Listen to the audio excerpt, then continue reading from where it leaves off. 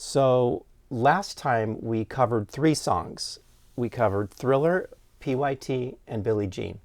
So I'd like to pick up where we left off. We kind of started talking about Startin Something a little bit.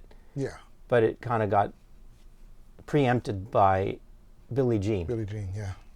So let's talk about some of the experiences that you remember about that song, because I know you have some particularly personal ones, because you played some parts on that song as well. Yeah, funny parts. Yeah. Michael had the idea he wanted a break, being that the rhythm was the same all the way through the song. He wanted some type of short breakdown, if you will. And he had the idea to do this really loud, something really abrupt. And so Bruce Swedien and Matt Forger, Matt the assistant engineer, Bruce Swedien the engineer, had this idea to put down this huge piece of plywood in the bathroom at Westlake, and then to put a piece up on the wall. So Smelly, Michael, and I, and Nelson Hayes, his assistant, went in the bathroom, and we came up with the rhythm pattern Michael wanted us to do, and it worked out great. The funny part about that is when you have to stack something like that, very unusual. It's not like stacking your guitar part or your bass part or your drums, or not drums, but anything else vocally, because the wood would rattle a little bit, so you wanted to make sure the sound was consistent. And Bruce was so amazing with his miking of the floor and the wood to get that really great sound. Because you could easily it doesn't translate, like it doesn't get recorded the way it sounds in the room. Right. And then you're like, well, it's a great idea, but it's in. But he would just be able to get that right away. Yeah. He can see a situation. Were you wearing headphones, all 3 of you, or did somebody have to cue the others? We were in headphones. Yeah. All 3, so you can kind of hear where you are on the beat. Yeah. So I remember working on the drum beat for that with Michael, and we did it with a Linn drum, and it was one of the. I think only Thriller is the other song that didn't have a live drummer on it. Just Startin Something and Thriller are the 2 songs that don't have any drum overdubs or anything like that. And that was kind of an unreplaceable kind of feel on Startin Something. And I remember Michael was really getting into that, and it had like a little bit of a swing to it, with because with the Linn drum you could swing some instruments and not others. Not others, right. So you could keep like the kick and the snare solid, but you could swing the top guys. And then we did some booms with the toms on the Linn drum, and then I don't know, he had some big kind of chamber.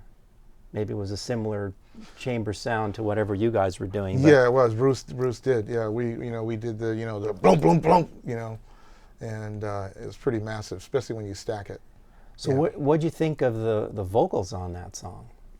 Well, there's some great stuff there. The vocals are great singers. The vocally is probably one of my favorites, because of they're very, out of all the songs, that was the one with the most vocals, in terms of not just Smelly stacking himself, but with the Waters and Julia and Owen and Maxine, and they were all so, Bunny Hall, and what's her name, Lopez was her last name, Lopez? Becky Lopez, and to do the Mama Say Mama Sa.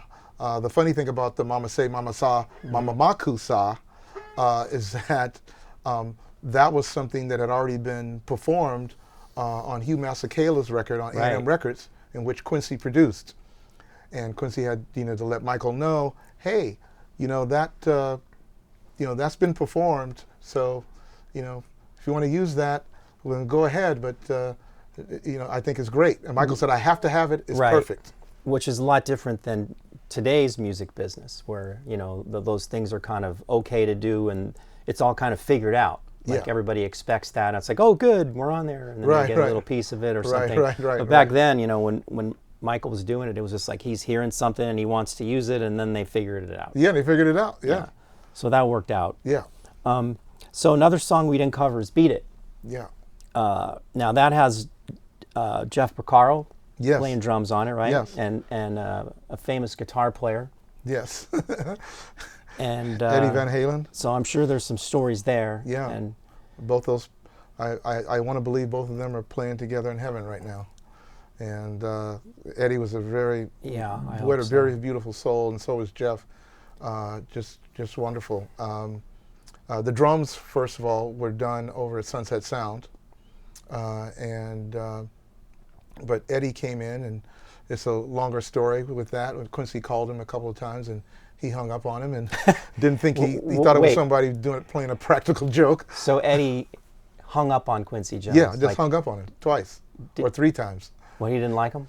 No, he didn't believe it was him, and he thought it was somebody. So he had Madeline. Quincy had Madeline, his assistant at the office, call one of Eddie's people and say, "Hey, can you give Eddie a heads up? That's really Quincy Jones calling, not to hang up on him." So on the 3rd or 4th time, no, he picked up, and Quincy said, "Hey, we'd love to have you come play on this project we work on, this record we're working on." And he came in with a bunch of guitars, not just his Stratocaster. How do you know what to do? What kind of direction was he given? Quincy didn't. Quincy's idea was, hey, look, this is where you're going to go. But Eddie said, hey, what do you want me to play? And Quincy said, look, I'm not going to tell you what to play. You're here because you play what you do play. Be you. Be you. Just be you. And Eddie proceeded to be Eddie and be brilliant.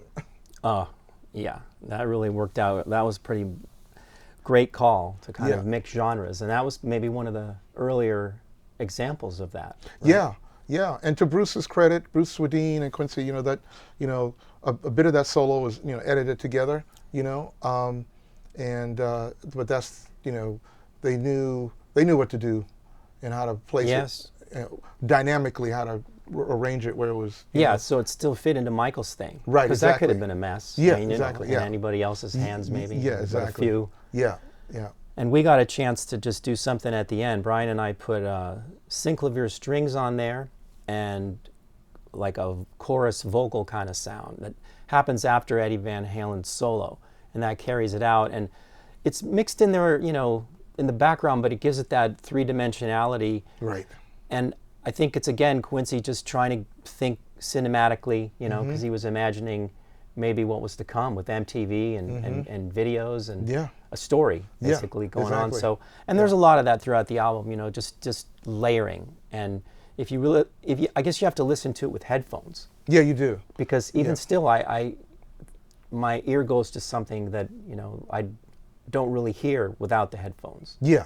Yeah, it's so true. It's really, radio doesn't capture the full essence of the textures that were being created. But without it, it would sound more like typical songs of the 80s, and some great songs, but there's tremendous depth to the Michael Jackson recordings because of partly, well, of course it's the arrangements, but also Bruce was utilizing a new technique by locking up a whole bunch of multi-track machines. Right, exactly. So he was able to get 24 tracks plus 24 tracks plus 20. I think he had, did he ever have 3? No, I think he only had 2. 2 at the most. Yeah, he had 2, yeah. But there was always one machine that we were like putting stuff on, and then it would get, I think, transferred. Oh yeah, there was a third to the machine. main one. Right, exactly. Yeah. So that technique. They don't use that term anymore. They call it something else now. But there's the slave that does all the work. You lay down first, and then you transfer that to the master. Right. So they don't use that anymore. They call it something else now. But something more, Well, we don't even need that anymore because we have one box that has like 240 or more. We can get rid of that. We're all masters. Yes. Yeah. We are. Okay, so 2 more songs we didn't cover, right? Yeah. There's Baby Be Mine, which is a song that kind of went under the radar, right? It didn't get released as a single? Yeah, I don't remember it being released as a single. I don't think so. But Rod Temperton, all those arrangements were, Rod comes well prepared when he would come over from the UK, and all the time, all that. He knew all the parts that he wanted. Yeah. But Michael was always right there too Oh yeah. kind of sometimes dial them in a little differently. Yes, you know, exactly. They worked really well together, though, on the arrangement. They worked really well together, yeah. And we were fortunate to just be there while all that was going down. Yes, we were. It was super fun. And play all those parts. And that was the song where Michael was all over the record player.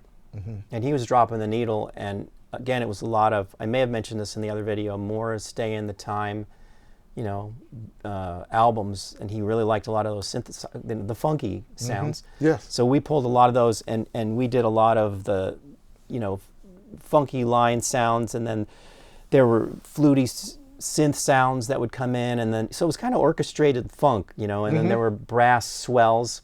Yeah. And I think there's real brass on that song too, right? Yeah, that's Jerry and the guys, you know, Jerry and Larry and Bill and. And it's a live drum track. That's Ndugu. Yep, Ndugu. Right? Yep. And, you know, I like all the songs, but I particularly like that song as kind of the under the radar song. Because it's fun, you know, it's really fun. And it's got a Michael thing that, to me, it throws back to earlier days. I was going to say, it does. I mean, that's the one track on there, it arcs back to earlier Michael, you know. And that wasn't demoed, right? No, that wasn't So the demoed. version we did is the one and only. That's the one and only, yeah. So, not demo. And sometimes there's something to that. I don't know that I could identify that without knowing it or anything, but it's like it didn't get overthought. Right. I was going to say there's a spontaneity that happened with that. I remember in particular, yeah. Yeah, because if we had done that and then listened to it, then I go, oh, maybe we should replace that one. We can improve it, you know, and then you get into all that kind of thing. Yeah. So it wasn't an overthought song. Yeah. And then the last song, there's some real interesting stuff that happened. Human Nature. Yeah. Now, you know more about Human Nature than I do, right? Like how the song came about and how the lyrics were conceived, right? And the idea of like why a song like that was needed. It wasn't originally thought of for the record, right? No. You know, they were looking for something along the lines, I know, you know, he had obviously on Off the Wall did I Can't Help It, the Stevie Wonder song. A lot of people don't realize that Stevie wrote that. And he wanted something in that feel, you know, that to replace, we originally had the song Carousel. Quincy's spoken to that previously. Michael Cimbello, the great Michael Cimbello. But it was just a little too soft, they felt.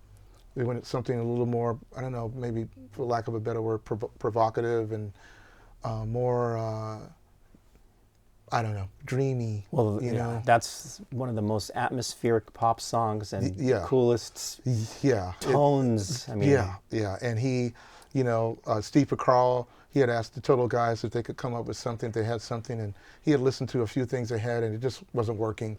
And in those days, you know, the cassette would flip over, and it kept playing, and he heard this melody, and he was like, "What's that?"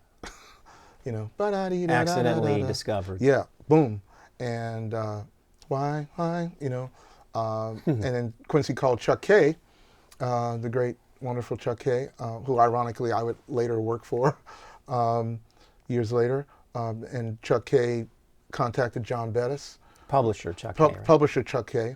Quincy, you know, wanted to get in touch with John Bettis, and he called Chuck, and the rest is history. John just wrote a magical lyric. Okay, so what about the vocal, Michael's vocal? The vocal is what, out of all the songs, it's the one that still gives me goosebumps. Because it was late at night, we had been working out, you know, many hours for weeks, and we were ready to go. We thought Michael had taken a nap and he was tired, and Quincy thought we'll just do it tomorrow. You know, let's just do this tomorrow. And we woke up smelly, and he said, "Oh, no. Quincy said, "No, come on, let's just do it tomorrow." And he said, "No," this is what I remember him just saying, "No, now's the time for me to sing this song." And we were like, okay, you know, and if Michael says he's ready to sing it, then he just woke up. Yeah, he was like, kind of just like getting it together, and like, "Oh no, I'm okay. Now's the time for me to sing this song." It was like 12:30, almost 1 o'clock in the morning. And he went out there, and there was a section of the song that they weren't quite sure what they were going to do with it. And Quincy, being Quincy, trusting the process, trusting Michael, trusting everything, so open to that. And there's a lot to be said for that, and there's a level of respect in the room with everyone. And Smelly went out there and he sang it in one take. And we really, everyone in the room, we knew we were witnessing something that was just unbelievable. I mean, because he just went into this other thing vocally where the section where they were possibly going to create something else, right, or in addition to add to for him to sing on, and he just went there. He didn't need it. He didn't need it, and it was done. And I remember looking back in the room, and everyone was like, and he said, "Is that okay? Was that okay?" And we were all like flipping out because it just moved us so much. It was out of all the songs on that project, that one is the one that I always ask people to late at night put on their headphones, have a little wine, and you can hear him breathing. You can hear him. He's so right on the mic. And later, when you saw him in concert, him doing the mime and all of that, he was literally doing that in the room when he was singing at that time, which was equally magical. I understand what you mean. It's like the medium tempo version where you can really feel the intimacy of Michael Jackson. Mm-hmm. The other song that comes to mind for me is "She's Out of My Life," because you're into his breathing, rhythm, and because a lot of the stuff that we've talked about so far, these big songs, it's a lot of stuff to cut through, right. And human being isn't as transparent through there. But these two songs are, I think, really special Michael Jackson songs, and they're really a tribute to the songwriters too. Tom Baylor, "She's Out of My Life" on the Off the Wall album, and Steve Porcaro and John Bettis. And John Bettis on "Human Nature." Yeah, and that they could write a song that Michael would want to sing, and because there were a lot of charts. I mean, a lot of songs on the docket, right? Yeah, that they could have chosen. Yeah, they could have chosen. Yeah. And those things really, it was a great thing it happened because a lot of people really feel a special affinity towards those songs because they're windows more into him. Yeah, the feeling. Yeah, exactly. And Steve Lukather laying down that gorgeous guitar part that he did, and so it was like the Toto guys, David Page, Steve Porcaro, Steve Lukather, all laying it down, And they knew how to do it, and they didn't have to push it so hard. It wasn't like Beat It, where they had to push everything really hard. It was just like, even the soft guitar things, they're beautiful accents, and they're part of the fabric of the song, but like a memorable feature of the song. It's so visual, that song, It is. Musically how they matched what was Bettis really dialed into harmonically and musically what was happening when he wrote that lyric. I mean, but John's a brilliant songwriter. The lyrics are important, and the synthesizer arrangement is so warm. Yes. It doesn't, Yes. It's like I can't imagine it, and I'm sure it's such a great song that would work with orchestra or anything else. But it's just, it's a great place for it to live, in that orchestration. Yeah. Well, that leads really well into what I wanted to kind of wrap up with is the feeling that we all had participating in this record, because we were talking about the feeling that people get from these intimate Michael Jackson songs, but being there working with him and seeing all the songs and watching it all happen and getting kind of the vibe from Quincy, throughout the whole thing, we didn't know that it was going to be a mega hit. No. But you mentioned this to me, that we knew that it felt good, and we knew that feeling was going to transfer to listeners and to audiences. Yeah. I didn't know how long it would transfer because we're a lot later down the line. Right. And it seems to still be doing that. Yeah, I mean, when what is it? It's far over 100 million albums worldwide, and the timing of it, like Quincy was saying, when you hit Billie Jean and then Beat It and MTV, and it all came together. So, but it just erupted. But years and years later, it's still that record you can put on, or that those songs you can stream. Yeah. that resonate, and they make you feel good. And we all felt really, really great in the room. I mean, obviously for me, being Quincy's assistant, being with him every day was just beyond a joy, right? But watching him, how he communicated with the musicians and how they were so engaged together, and everyone felt supported. You know, Quincy was so trusting in his guidance, you know, and listening to what they had to say and what they thought was a good idea. And it was really, really, it was a loving, fun, and, you know, I haven't experienced anything like that since. I haven't either. And, You know? and I had never been hugged when I went to a recording session before. It was kind of the first time. I didn't really know what to do. Yeah, right. And I showed up, and I'm going to meet Quincy Jones, who was a legend, you know, for me, for a lot of reasons. In the history of music same for me. And tons have happened since then. Right. But he already was. Yeah. So I show up, and, you know, I get this hug, and I felt like I was being welcomed into this warm place. And I got the sense from him that, like, I'm going to trust you. Now you got to deliver. Do it. And you were young. I mean, we were young. You were young. We were all young. You know? But that helped in a way because I didn't think too much. I didn't overthink. Right. You know. Right. I wasn't. And too, he knew that. Too freaked out. He knew that. And I think all those years of him, you know, being, you know, music director for Lionel Hampton and with Basie, and he was so used to working with a large group of people, knowing that, you know, music has to be, a human relationship has to be reflective of the harmony within the music and vice versa. And when you do that, it transferred. Yeah. It's like I always think of it, I think of it like an amazing horn arrangement, you know? Well, that team of having Quincy with that approach, with Michael, you know, because it really took the two of them to get that equation in play, right? Yeah. And then it carried on beyond the album because I forged relationships with so many of the musicians that were on that record. We went on to do a lot of different things. Yeah. And that shared experience was always something, it wasn't always spoken of, but we knew it was there. You know, you were just part of something, you know, and you always wanted the next project to kind of have a little bit of that, you know, magic. Yeah, that magic. That's because that's really the only thing that can describe it. Yeah. It's just that thing you can't describe. You know. Right. Yeah. Well, I think we covered the 4 songs we set out to talk about today, and there's a lot more stories that we can always get into. There's a lot more. Maybe we'll have to do something just anecdotal, funny stories or something. Yeah. Yeah, we can do that. There are in a process like this, there are a lot of fun stumbles and things that happen. So maybe we'll get into that. So thanks for joining us, and hope you liked this part 2 with Stephen Ray. Yeah. Take care.